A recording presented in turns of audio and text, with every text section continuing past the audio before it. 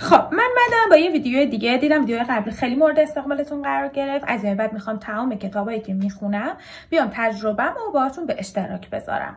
پس حتما کانالمو سابسکرایب کنید و دنبال کنید اگر که دوست دارید. خب امروز میخوام راجع به کتاب بیشوری براتون صحبت کنم. کتاب بیشوری نویسندش آقای خاویر کرمنته. توی این کتاب آدم‌های بی‌ملاحظه و پررو رو اومده اسمشو گذاشته بیشورها. خب میگه بیشورها آدم‌های پررو بی‌ملاحظه‌ای هستن که فقط به خودشون فکر میکنن و دیگه اصلا به هیچ کس دیگه فکر نمیکنن. میگه بیشورها در واقع بیشوری یه نوع بیماری اجتماعیه که توی کار، روابط خانواده، عاشقانه خودش رو نشون میده.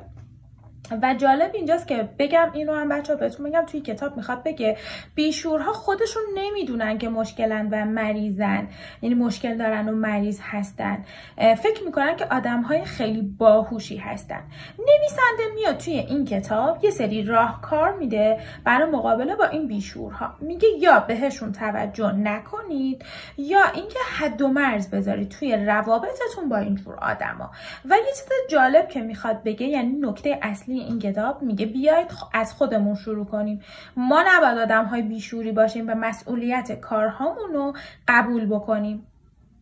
این کتاب میگه مهمترین قدم برای زندگی تشخیص بیشورها، حالا چه خودمون چه افراد دور و برمونه.